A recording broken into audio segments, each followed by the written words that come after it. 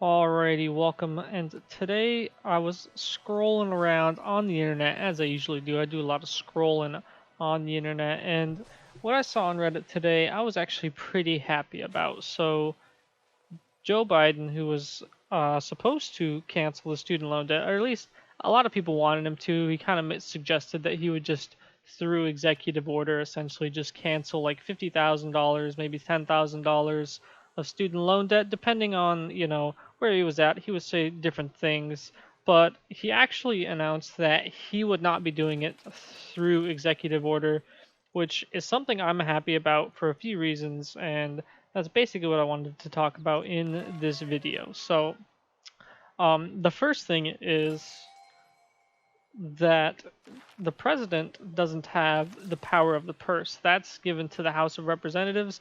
If you go on the House, I'll leave a link to the page I saw because I was like, that's odd. I thought the president, they have a little bit of flexibility with how they spend money. They are in charge of the executive branch of government, running the day-to-day things essentially. Being the president's supposed to be a full-time job, whereas a representative is only a part-time job. So they have flexibility. Obviously, if Congress isn't there, someone has to run the government, spend money, emergencies happen. They have some flexibility, but the Department of Education is holding the most debt than any other department. So I don't know how he could just cancel the biggest debt holder. That seems like he's kind of extending his power too much. I think it would set a bad precedent.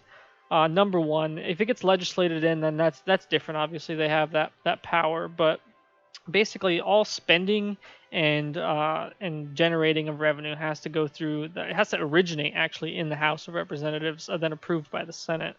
So I think it would set a bad precedent if they just start eliminating the biggest amount of money that's owed to the government. That seems like something the president really shouldn't be doing. Seems like the Supreme Court would really need to step in and stop that, at least in my opinion. Just as a matter of legal, you know, a matter of legal issue that they shouldn't be doing that because the power is supposed to be with Congress, not with them.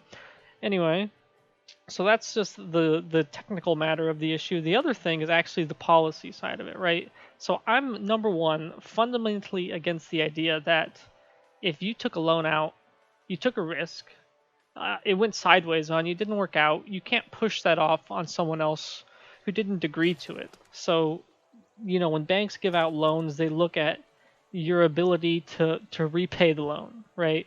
Because if you can't repay it, then obviously they're not going to give you the loan because they're not just going to give money away for you to lose it, right? When banks give out money, they expect to get their money back, right?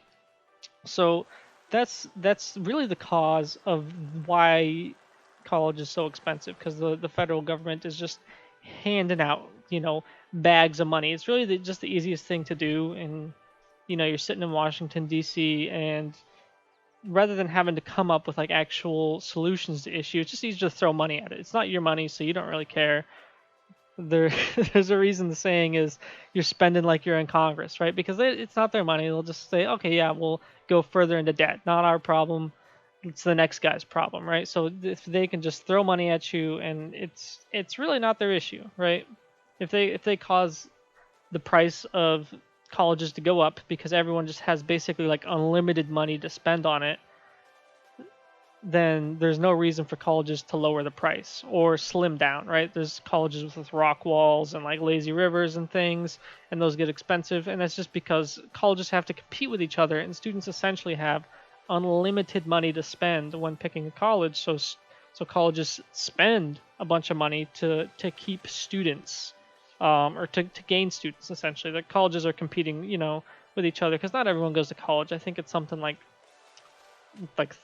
a third of Americans go to college, and then like 25% of Americans actually hold a degree. So there's not a lot of pickings, right? There's kind of slim pickings when it comes to students, or at least good students, right? So colleges really have to compete to get them. So they spend a lot of money, and students have a lot of money to spend, which is why logically, obviously, the price goes up because everyone has more money to spend on it, and there's really no reason to not to unless you're like really smart, like, but a lot of 18-year-olds are not like, oh, I don't want to spend a bunch of money to get the same thing, right? They're like, they just see like a rock wall in the lazy river, and they're like, I'm gonna go there, right? They're using their little brain, thinking, oh, I'm gonna get all the bitches. There's gonna be sweet parties, when in reality, that's not what they're there for. You're supposed to be there as an investment, right? The government doesn't give you a loan to invest in the stock market. If you are going to make a good investment, you don't need to be incentivized to make the investment. You'll just make the investment, right? Which is the other thing, right? So not only am I against the government, against people just pushing their loans off onto someone else because they didn't agree to it, right? But college students make the most, or college graduates make the most out of like any other demographic. The more educated you are statistically, the more likely, or the higher income you have. It's a pretty strong correlation. So I'm not in favor of taxing poor people to pay for rich people's decisions. It doesn't matter if it's bailing out banks or bailing out the auto industry or any big business, right? If you make a bad business decision and you lose your business, you lose your business. That's just part of being in business, and I think that it should be part of education, right? If you pick some degree like, underwater lesbian dance theory, and you aren't able to pay back your student loans, that's a you problem, right? That's not on everyone else. I mean, if you pick a good degree, you pick a good degree. So, a couple months ago when I thought, or maybe like a month ago, right, when it was looking like they were going to try and cancel all the student loans, I was like, man, I need to go get a student loan like right now. And by the way, so student loans are, you just basically get a bunch of money, and you're allowed to use that money for whatever you want, but you have to be in school, right? So if you just go to like a cheapo college, like when I started signing up for like online classes, it was only like, it's like 6,000 a year, right? It's dumb cheap if you just try and find somewhere that's cheap to go, right? But I started going to college when I was like 20, so I was a little bit older than most, but like not much. But I went to somewhere that was just like really cheap, and then I was offered still like $30,000 a year in loans, and I was like, man, I could have got like a car, with that money if I wanted to, because I mean I had enough money to just pay for it outright, because it was, I don't know, it was like $2,000 a semester for online school. So it it's really cheap if you just try to make it cheap. So that's why I have no sympathy for these people who sign up for colleges and then they don't even sign up for stuff that's useful, right?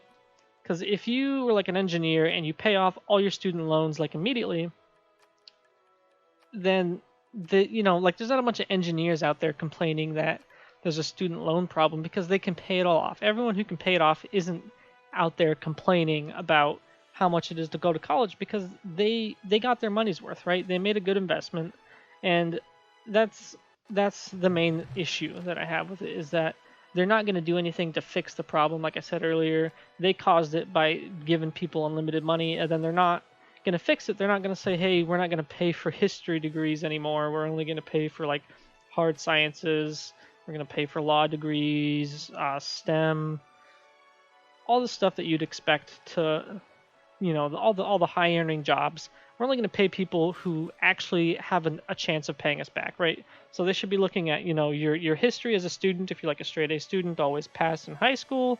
Obviously, they should take that into account because you're more likely to pass. But if you were just kind of like scraping on by, then maybe they don't give you money, right? Because they really don't think you're going to be able to pass or whatever. Or if you pick like a stupid major, right? If you say I want to do gender studies, then they really shouldn't be giving you money. Because you're probably not going to be making a bunch of money even if you do graduate, right? So I was pretty happy to see that. So I really hope that the debt's not forgiven. Essentially, I hope that they do something about it. Like you shouldn't be giving out money for history degrees. You can just learn history online. You don't need to go to college to learn history. I'm interested in history. I watch history videos on YouTube like almost every day. But you don't see me going to school for history because I'm not going to pay to learn about it, because I can just learn about it for free on the age of the internet, and I'm not going to try and get a credential in it because it's not going to be worth it. Essentially, if I'm going to spend all that time and money doing something, you better spend your time and money doing something valuable.